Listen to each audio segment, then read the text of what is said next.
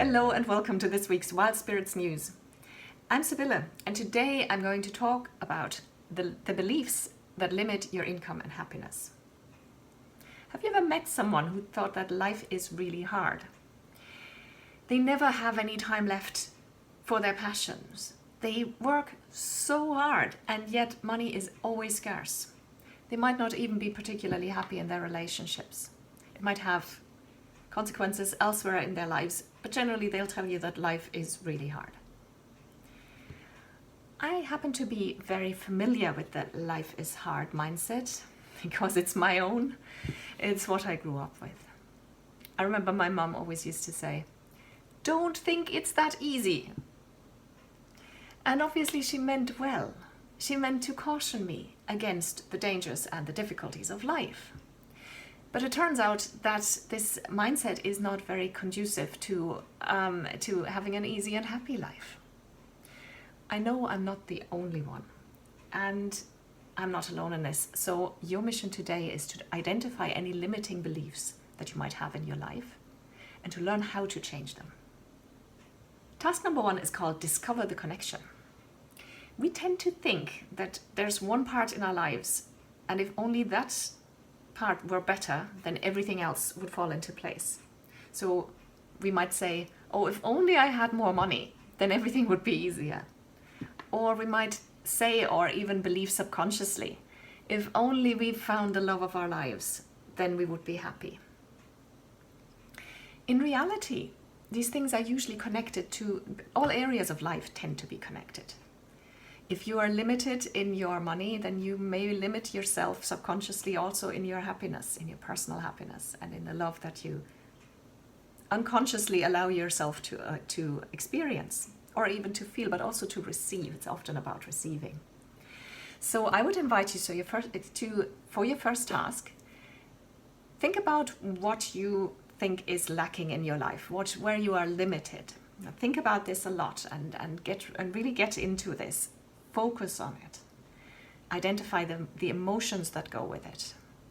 And now look for this same type of energy in other areas in your life. And you might be surprised that you discover that that same type of energy shows up in your job as well as in your relationship, or in your finances as well as in your health, or there's lots of different parts of life. So look where else this energy shows up. That's task number 1. Task number 2 is called Identify the Belief.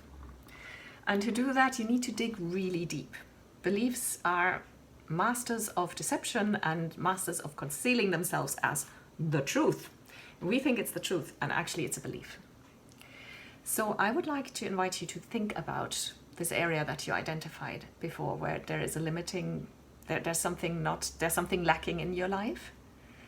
And focus on it, and then observe what thoughts pop into your head.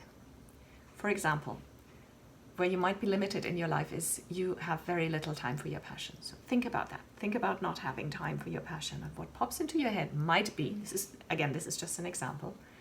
You think about not having time for your passion, and what pops into your head is, well, I have to earn money too to live on. This is the real world. This thought is an expression of an underlying belief. And in this case, the underlying belief could be that you have to work hard for money, and that takes a lot of time. And because you believe that, it obviously shows up in your life, because we attract what we expect, right? And when I say this now, I'll stay with the example that you have to work hard to make money. You might think, yeah, but that's the truth. That's what the economy is like, and that's what people with my level of education go through elsewhere. If you think that's just the way it is, then you're almost certainly onto a belief. There are collective beliefs. There are beliefs that entire nations subscribe to without questioning them. Write this down. You have just found a belief. Trust me on this.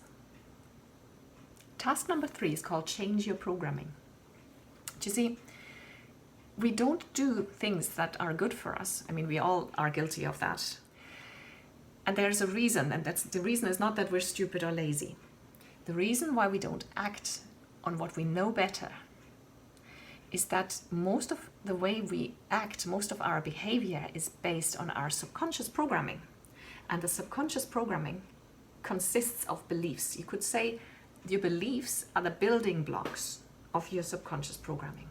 So you've just identified at least one belief in the previous tasks. So now your task number 3 is to change that. You can do this in several ways. And honestly, I would always get support for this. I would not attempt this without a coach. But you can, at least if it's not a very deep-rooted belief, you can do it on your own. At least you can try, and at least you can make some headway. So here are 3 steps that you can take. Number 1, find counterexamples for your belief. So I'll stay with the example from the previous task. You might think you have to work hard to make money. Find examples of people who don't work hard at all and make a lot of money. They are everywhere. The second step you can do is to ask yourself, has your belief always been true for you? Has it always been true in your life? Have you always worked really hard to make money? Or have you ever had a job that you really enjoyed, maybe as a student? You had a holiday job that you really enjoyed, that was fantastic, and you thought, wow, I'm getting paid for this. And the third part is, once you've kind of poked holes into your belief, you now need to replace that belief, that old belief, with one that serves you, with a positive belief. You need to rewrite your belief. I have to work hard to earn money can be replaced by money comes to me easily. This is the hard part, and this is the part where most of us fall down, because it's effort and it requires a lot of persistency. And it usually consists of things that you absolutely hate doing, at least for me. It involves things like saying affirmations. It involves things like writing down. This is what I do. I write down my new positive belief 20 times, 50 times. I usually manage 20 times. Every single day for 90 days. My subconscious would do almost anything to get me out of that. I'm too busy, I'm too tired, I'm traveling and I forgot my notebook. I do anything to get out of it, which is why I said I wouldn't even attempt this without my coach. But if you can find the discipline, kudos to you. This stuff works. The unglamorous part is that you have to do all these things that you really hate doing for a prolonged period of time, let's say 3 months.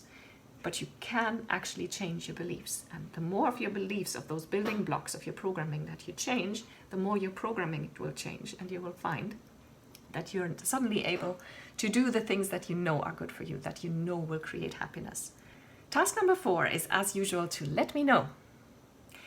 Is there a particular belief that you have identified? I'd love to hear about your beliefs. Come on, I bared a lot of my own soul in this video. So hit the reply button and let me know what belief you have identified and what belief you have committed to changing in the next 90 days. If you didn't get the link to the video in an email, that means you are not part of the Wild Spirits community yet, and you should join us. Go to wildspiritscoaching.com and fill in the little form there.